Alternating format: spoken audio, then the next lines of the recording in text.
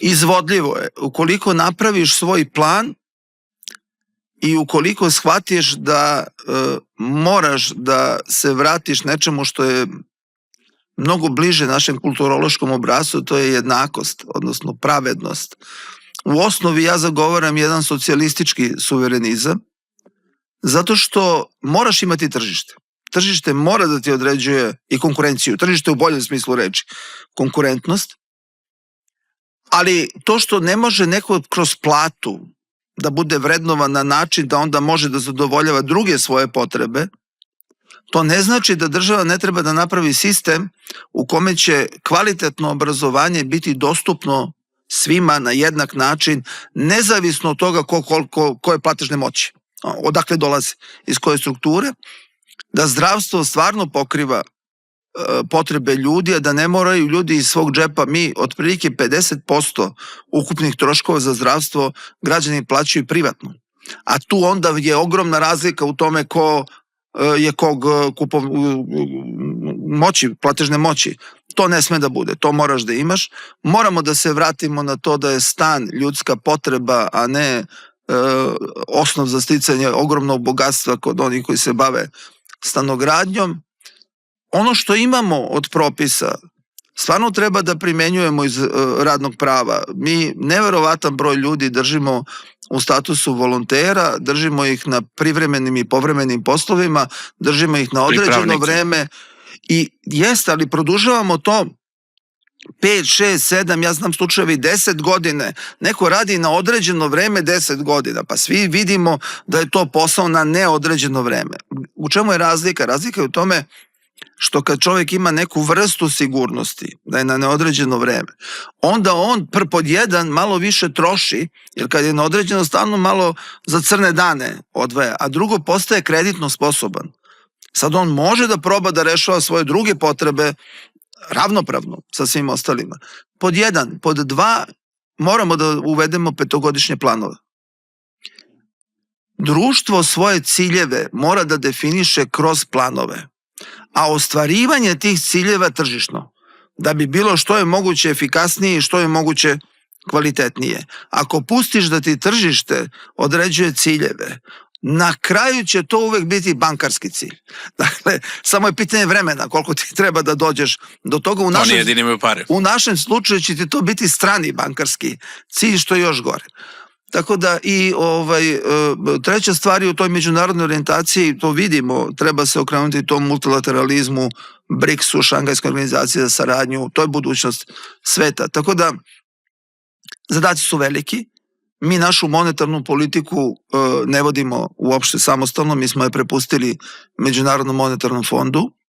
Nemate primer uporedno bilo koje države koja je napravila bitne ekonomske iskorake oslanjajući se na savete MMF-a, to ne postoji.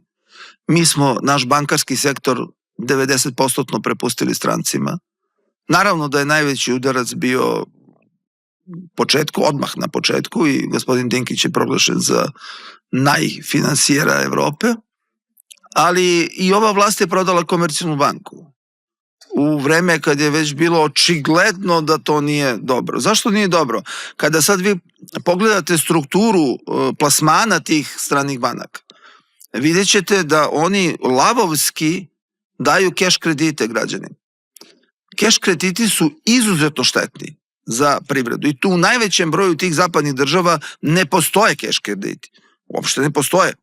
Kao instrument onda nešto daju 10 puta manje za stambene kredite, nešto daju stranim kompanijama koje rade u Srbiji, posluju sa državom kupujući državne hartije od vrednosti i gotovo ne daju kredite ili izuzetno malo daju kredite domaćoj privredi, osim ako nije Elektroprivreda Srbije ili ovako Telekom ili ne znam ja šta, ali stvarno kreditiranje privrede uopšte ne postoji.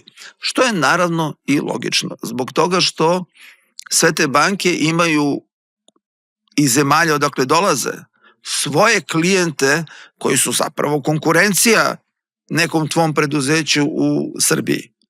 Pa nije lud da svom klijentu iz matične države pravi konkurenciju tako što će stvarno davati povoljne kredite nekome ko treba da ga potiskuje sa Srbije. Kako objašnjavate tu evoluciju? Ja sećam sadašnje guvernerke koju mnogi hvale u Srbiji zbog ovog kursa i svega.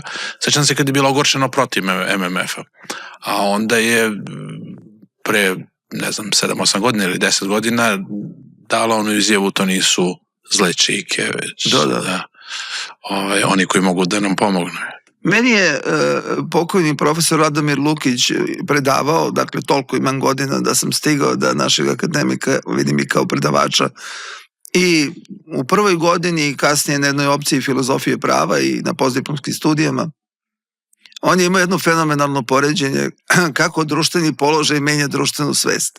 Kaže, gužva na autobuskoj stanici, vi čekate, dolazi prepun autobus i vi vičete, ba dajte ljudi, pomerite se, vidi koliko ima mesta u sredini.